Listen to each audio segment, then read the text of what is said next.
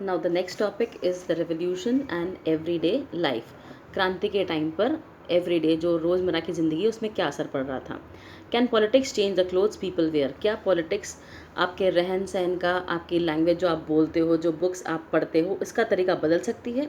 तो 1789 के बाद जो ईयर्स थे फ्रांस के अंदर, उसमें लोगों की लाइफ में, चाहे वो मैन वुमेन चिल्ड्रन कोई भी हो, सबकी लाइफ में इस तरह के काफ़ी सारे बदलाव आए थे।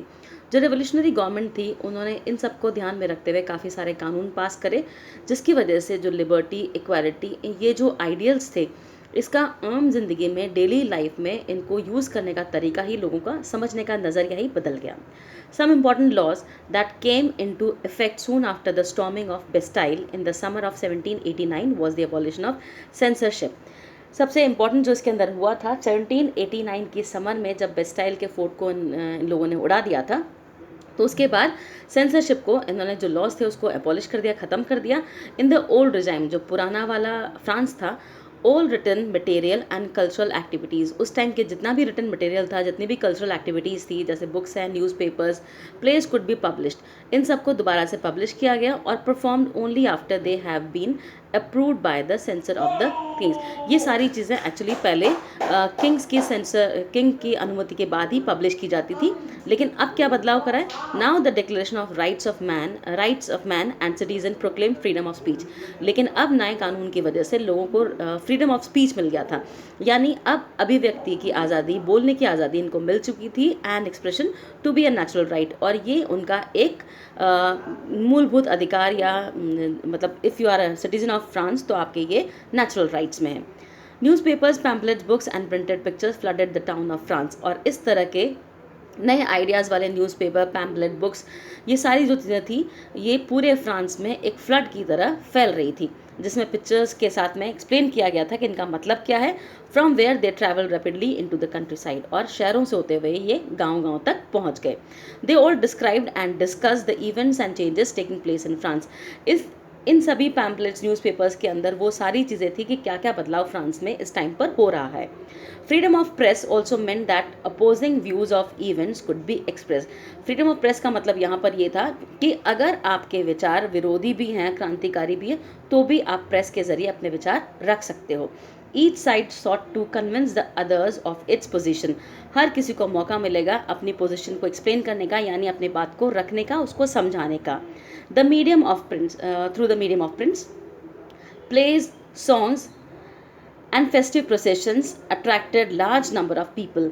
इसके अलावा प्ले, सॉन्ग्स और जो और भी सेलिब्रेशंस है, जो भी फेस्टिव प्रोसेशंस होते थे, उनके ज़रिए लोगों तक सारी बात पहुंचने लगी और ये काफ़ी लोगों को अट्रैक्ट भी करने लगा।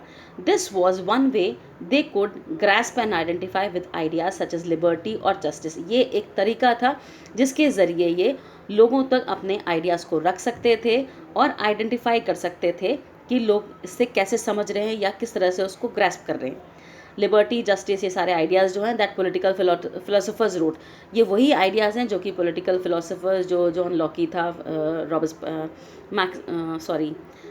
मॉन्टेस्क वगैरह थे, रूसो थे, इन सब ने अपने आइडियाज़ जिस तरह से रखे थे, वही सारे आइडियाज़ थे जो अब प्ले और सॉन्ग के ज़रिए लोगों तक पहुँच रहे थे। Wrote about at length in text which only a handful, क्योंकि ये जो भी टेक्स्ट था जो पहले लिखित में था वो सिर्फ कुछ ही पढ़े लिखे लोगों तक पहुंच रहा था, वही इसको पढ़ के समझ पाते थे, लेकिन अब आम जनता तक पहुंचाने के लिए प्ले, सॉन्ग इनका सहारा लिया गया। अब उसके बाद देखते हैं हम चैप्टर का कंक्लूजन। 1804 में हम देखेंगे Napoleon Bonaparte crowned himself emperor. यहाँ तक आते आते 1804 में नेपोलियन बोनापार्ट ने अपने आप को यहाँ का राजा डिक्लेयर कर दिया, France, emperor of France. Then he set out to conquer neighbouring European countries. उसके बाद इसका टारगेट था कि आसपास की यूरोपियन कंट्रीज़ है फ्रांस की, उनको भी जीत लेना। Dispossessing dynasties and creating kingdoms where he place members of his family, ताकि वहाँ पर ये अपनी फैमिली के मेंबर्स को, उनको उत्तराधिकारी बना सके या उनको गद्दी दे सके, और वो इसके बिहाफ पर सारा काम संभाल लेंगे। Napoleon saw his role as a moderniser of Europe. Napoleon को लगता था कि वो यूरोप को मॉडर्नाइज करने के लिए आया है। He introduced many laws such as the protection of private property, और इसी टाइम पर फिर नेपोलियन ने कई नए सारे कानून जो है वो निकाले। जैसे प्राइवेट प्रॉपर्टी का प्रोटेक्शन करने का आपके पास अधिकार है, uniform system of weights and measures, नाप तोल का सबका जो हिसाब किताब है सब एक ही तरह से रहेगा, provided by the decimal system, और इसी के साथ में डेसिमल सिस्टम को भी इंट्रोड्यूस किया गया।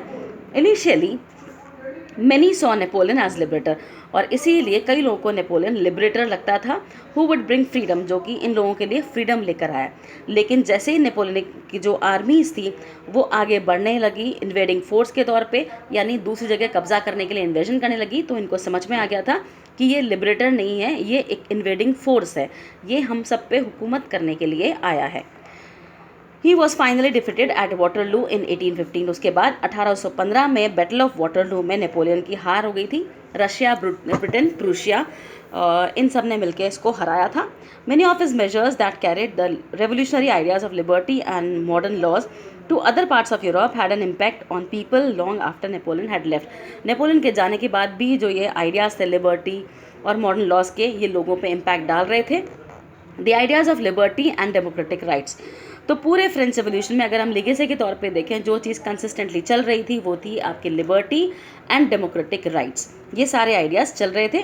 दी spread from France to rest of Europe, ये सारी चीज़ें फ्रांस से रेस्ट ऑफ यूरोप तक पहुंची 19th सेंचुरी में, वेयर फ्यूडल सिस्टम्स, जहाँ पे फ्यूडल सिस्टम एबॉलिश कर दिया गया था। Colonise people reworked the idea of freedom, जितने भी कॉलोनाइज लोग थे उन्होंने फ्रीडम के आइडियाज़ को नई तरीके से समझा।